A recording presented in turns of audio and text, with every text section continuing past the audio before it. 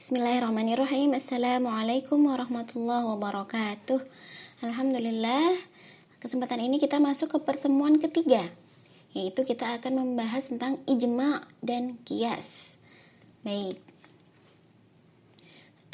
berikut adalah hal-hal yang perlu kita ketahui atau antum semua pahami. Ada 9 hal. Nanti kita akan rincikan bersama-sama. Baik, kita mulai dari ijma'. Ijma' itu secara bahasa Arab dari kata jama'a yajma'u ijma'un.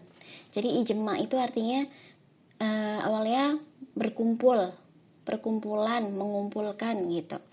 Bisa juga dimaknakan kesepakatan. Nah, jadi dalam hal ini, dalam usul fiqh, ijma' yang dimaksudkan yaitu kesepakatan, juga bisa disebut tekad, niat gitu. Dan secara kesepakatan jumhur ulama usul fiqh, ijma' itu kesepakatan seluruh mujtahid Islam dalam suatu masa sesudah wafatnya Rasulullah Shallallahu Alaihi Wasallam akan suatu hukum syariat yang amali.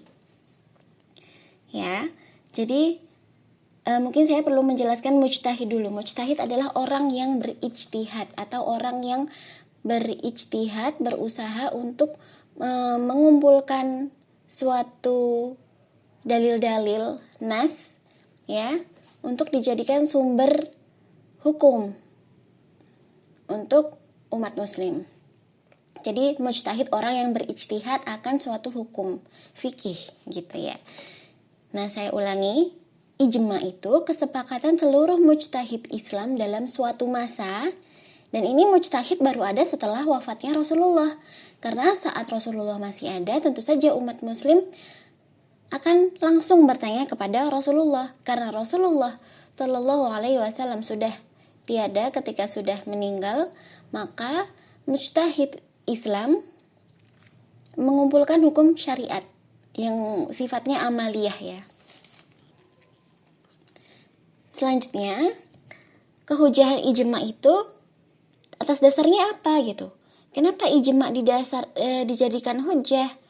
Apa alasannya? Nah, ini ada tentu saja rujukan pertama kita dan kedua kita, yaitu Al-Quran dan Al-Hadis. Dalam Al-Quran,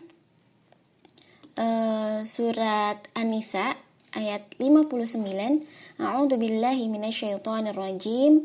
Ya ayyuhalladzina amanu athi'ullaha wa athi'ur rasul wa ulil amri minkum. Fa in tanaza'tum fi syai'in farudduhu ilallahi wa rasuli in kuntum tu'minuna billahi wal yawmil akhir. Dzalika khairu wa ahsanu ta'wila. Nah, yang perlu kita garis bawahi yaitu pada kata ulil amri. Wahai orang-orang yang beriman, taatilah Allah dan taatilah Rasul. Berarti yang pertama Al-Quran dan kedua sunnah. Dan ulil amri atau pemegang kekuasaan di antara kamu.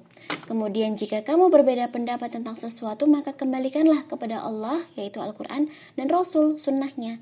Jika kamu beriman kepada Allah dan hari kemudian. Yang demikian itu lebih utama dan lebih baik akibatnya. Ya, yang ini. Ulil amri, pemegang kekuasaan, dalam hal ini mujtahid tadi ya, bisa ya. Orang-orang yang berijtihad. Atau kita mengenal dengan fatwa.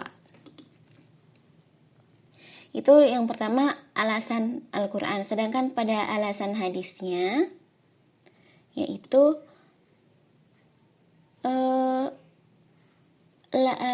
dari Ibnu Majah, diriwayatkan oleh Ibnu Majah, dan satu lagi diriwayatkan oleh Ahmad. Yang Ibnu Majah yaitu la tajtami'u ummati ala khata'in. Terus ada juga yang dari Ahmad, ma ra'a al-muslimuna hasanan fahuwa indallahi hasan. Jadi maksudnya apa yang dilihat oleh orang-orang muslim itu baik, maka bagi Allah itu pun baik. Tentu saja al-muslimun di sini orang-orang yang berijtihad tadi ya, dan mujtahid pun ada syaratnya. Nah, mungkin kita akan membahas di lain kesempatan ya. Baik, selanjutnya alasan Al-Quran sudah, alasan hadis sudah. Kemudian unsur-unsur ijma, di antaranya yang pertama, terdapat orang mujtahid. Nah, ini dia yang tadi saya jelaskan, mujtahid. Terdapat beberapa orang mujtahid. Jadi tidak bisa hanya satu orang, harus beberapa orang mujtahid. Karena kesepakatan baru bisa terjadi kalau ada beberapa mujtahid. Kalau dia berijtihad sendirian, maka tidak bisa diterima gitu. Yang kedua, harus ada kesepakatan di antara mereka. Sudah ada beberapa mujtahid, kemudian ada kesepakatannya. Terus yang ketiga, ada kebulatan pendapat harus tampak nyata, baik dengan perbuatannya. Harus tampak gitu, ditampakkan bahwa pendapatnya sudah bulat. Terus yang keempat, kebulatan pendapat orang-orang yang bukan mujtahid nggak bisa disebut dengan ijma. Nah, jadi harus orang yang bermujtahid. Di di zaman kita sekarang banyak sekali orang-orang yang itu ya dahsyatnya media sosial. Banyak sekali orang-orang yang berpendapat tentang suatu hukum fikih. Bisa di Twitter, terakhir saya lihat di Twitter, orang berpendapat tentang fikih, yaitu tentang hukum haramnya air ludah anjing ya. Nah, jadi ketika jika kalian menemukan seseorang yang seperti itu, yang tiba-tiba mengeluarkan fatwanya padahal dia bukan mujtahid, langsung saja ditolak, jangan diterima, jangan difikirkan, karena itu bukan hal yang baik ya. Karena dia bukan siapa-siapa, bahkan bisa juga dia adalah orang yang non-Islam gitu, ingin memerangi kita. Selanjutnya, ditinjau dari ruang lingkup para mujtahid yang berijma. Jadi ada beberapa hal ya. Ruang lingkupnya mujtahid ini dibagi 5. Pertama, saya jelaskan dari ijma umat. Ijma umat ini ijma yang dimaksud dengan definisi pada permulaan. Jadi ijma umat itu umat yang berijma gitu. Kemudian ijma sahabat, ijma sahabah gitu. Persesuaian faham segala ulama sahabat terhadap suatu urusan. Jadi yang berijma sahabatnya Nabi. Tentu saja setelah wafatnya Nabi Muhammad ya. Terus yang ketiga, ijma Madinah. Ini orang-orang ahli Madinah. Jadi mudah saja, tinggal dilihat lokasinya atau ruang lingkupnya, maka itu namanya ijma Madinah. Itu ulama-ulama ahli Madinah. Kalau ijma ahlu Kufah, ini juga ahlu Kufah, orang-orang Kufah. Kalau yang ijma Syaikhain itu persesuaian paham Abu Bakar dan Umar dalam satu hukum. Syaikhain, syekh itu satu, kalau Syaikhaini itu 2. Ijma Syaikhain itu 2 syekh, Abu Bakar dan Umar. Nah, kalau dilihat dari cara terjadinya dan martabatnya, ijma dibagi 2. Ijma sukuti dan ijma shorih.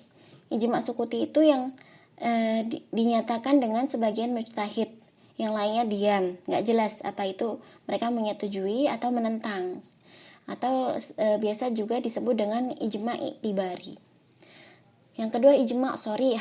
Ijma shorih itu dengan tegas persetujuan dinyatakan baik dengan ucapan maupun dengan perbuatan. Ya, yang ini disebut dengan ijma hakiki. Ijma shorih dan sukuti itu yang dilihat dari cara terjadi. Selanjutnya kita membahas kias. Kias dari bahasa Arab qasa yaqisu qiyasun.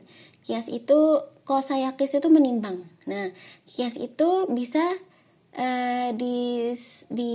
diartikan dengan ukuran, timbangan, persamaan, atau bahasa kita analogi ya. Nah, sedangkan apa sih kias itu? Kias itu secara ilmu usul fiqh yaitu mencari sebanyak mungkin persamaan antara dua peristiwa dengan mempergunakan cara deduksi, deduction gitu. Nah, gampangnya ada hukum A yang sebagai nas, dalil utamanya A. Kemudian ada perkara B. Kemudian karena ada dalil tadi ditimbang, mirip nggak seimbang tidak? Jika iya, maka hukumnya diikutkan dengan yang A tadi. Nanti kita akan jelaskan lebih detail di akhir ya. Kemudian selanjutnya rukun kias ada 4. Pertama, al-aslu atau asal. Itu sesuatu yang sudah jelas hukumnya. Jadi dia yang akan jadi dasar pertimbangan tadi, dasar kiasnya. Atau dalam ilmu usul fiqh disebut al-maqis alaih atau musyabbah bih. Yang kedua itu cabang atau far'u, cabang. Itu yang gak ada dalil hukumnya. Nah, dia yang akan dikiaskan. Ya. Atau disebut dengan al-maqis atau al-musyabbah, dimiripkan dengan yang al-aslu tadi. Yang ketiga hukum asal. Hukum asal itu hukum syar'inya. Hukum syar'inya. Kemudian al-ilah itu sesuatu yang nyata, tertentu, berkaitan dengan munasabah dengan ada dan tidak adanya hukum. Karena adanya ilah itu, makanya hukum itu ada. Nah, ini akan lebih jelas kalau kita nanti pakai praktek ya. Kita praktekkan nanti. Nah, kita langsung masuk ke contoh. Allah Subhanahu wa taala berfirman, A'udzubillahi minasyaitonir rajim. Wa qadha rabbuka alla ta'budu illa iyyahu wa bil walidaini ihsana.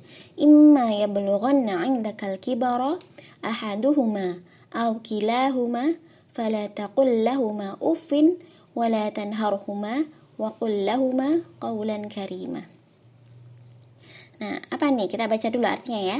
Dan Tuhanmu telah memerintahkan supaya kamu jangan menyembah selain Dia, dan hendaklah kamu berbuat baik pada ibu bapakmu dengan sebaik-baiknya.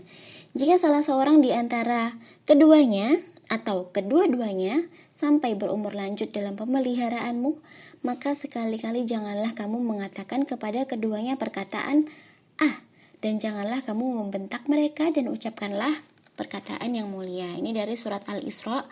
Ini al-aslunya. Al-aslu, perkataan ahnya itu al-aslunya. Nah, kemudian kita lihat penjelasan selanjutnya. Ayat ini menerangkan keutamaan berbakti kepada orang tua. Ya, ini memperlakukan keduanya dengan perbuatan atau perkataan yang baik.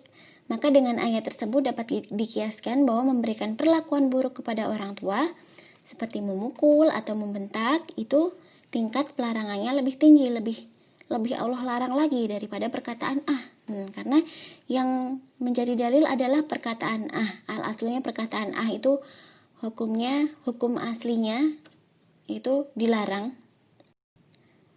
Al-far'unya memukul atau berkata kasar itu cabangnya. Jadi al-aslunya perkataan far'unya atau cabangnya yaitu memukul atau berkata kasar. Hukum aslinya dilarangnya perkataan Nah, ilah itu jadinya dia kalau memukul atau berkata kasar berarti hukumnya lebih Allah larang lagi, lebih haram lagi, lebih dahsyat hukumannya ketika membentak itu. Alhamdulillahirabbil alamin. Demikian penjelasan ijma' dan qiyas. Kita lanjutkan pada pertemuan selanjutnya yaitu tentang al-ahkam. Wassalamualaikum warahmatullahi wabarakatuh.